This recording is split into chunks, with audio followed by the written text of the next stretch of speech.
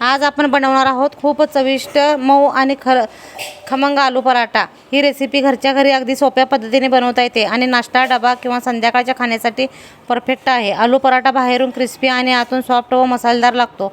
या व्हिडिओमध्ये मी तुम्हाला स्टेप बाय स्टेप पद्धतीने आलू पराठा कसा बनवायचा हे दाखवले आहे। चला रेसिपीला सुरुवात करूया। बटाट्याचे पराठे करून दाखवणार आहे, तर त्याची आपण रेसिपी पाहूया। चला, त्यासाठी बघा मी अर्धा किलो होईल एवढे बटाटे घेतलेले आहेत। बघा शिजवून घेतलेले आहेत, एक 4 शिट्ट्या दिल्या आहेत कुकरला मी। बटाटे बघा आपले एकदम व्यवस्थित गिर शिजलेले आहेत। बघा बघा अशा प्रकारे आपले बटाटे शिजलेले आहेत चांगले।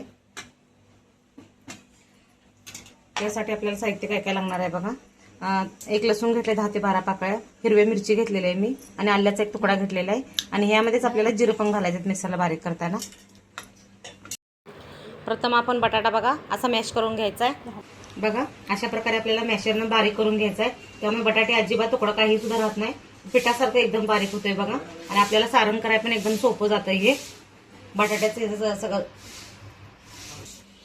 यामध्ये बघा आपल्याला थोडंसं जिरं पण घालायचं आहे, आणि हे आता सगळं आपल्याला लसूण, मिरची, आलं आणि जिरं सगळं हे आपल्याला मिक्सरला बारीक करून घ्यायचं आहे।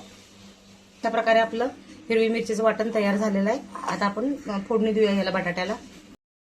आता आपल्याला बघा बटाट्याला फोडणी देऊन घ्यायची आहे। प्रथम मी गॅसवरती कढई ठेवलेली आहे।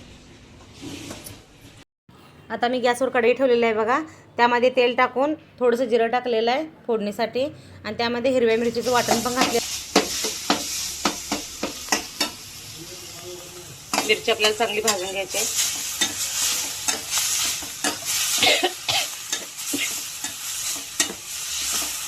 गॅस आपल्याला बारीक ठेवायचा आहे।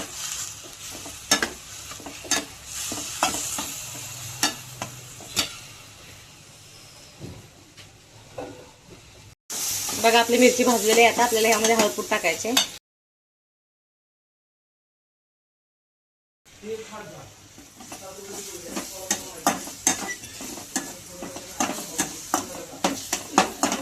चवीनुसार आपल्याला मीठ घालायचं आहे बघा यामध्ये।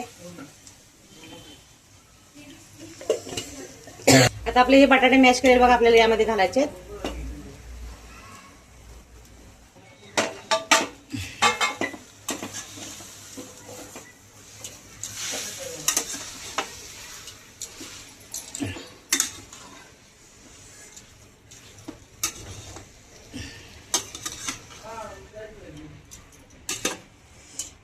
आपल्याला थोडीशी धनेपूड टाकायची आहे बघा यामध्ये।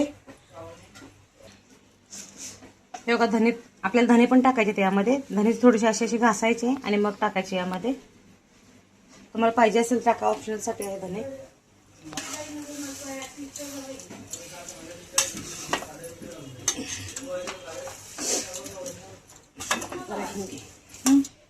थोडीशी आपल्याला हिंग पण टाकायची आहे बघा। बघा आता यामध्ये आपल्याला कोथिंबीर पण टाकायचं आहे। अशा प्रकारे आपलं पराठ्याचं सारण तयार झालेलं आहे। बघा अशा प्रकारे आपल्याला हे सारण असं भरून घ्यायचं आहे बघा। जसं पुरण भरतोय त्या प्रकारे आपल्याला भरून घ्यायचं आहे।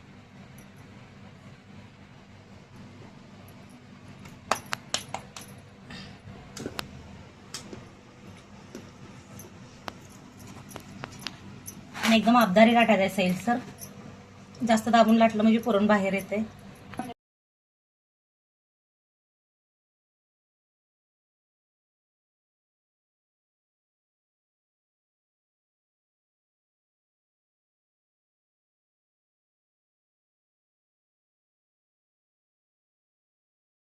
अशा प्रकारे आपलं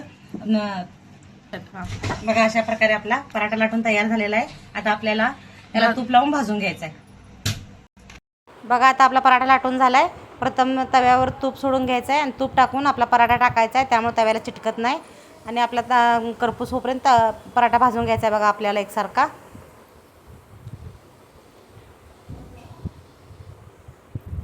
तुम्ही तूप नसेल तर तेल पण लावू शकतायसा।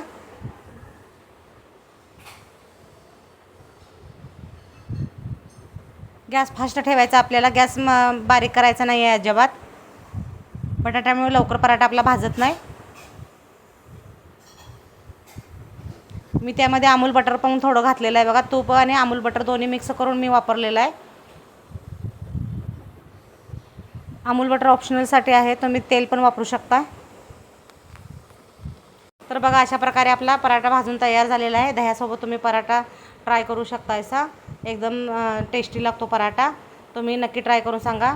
तरी माझ्या चॅनलला लाईक करा, सबस्क्राईब करा, शेअर करा. धन्यवाद.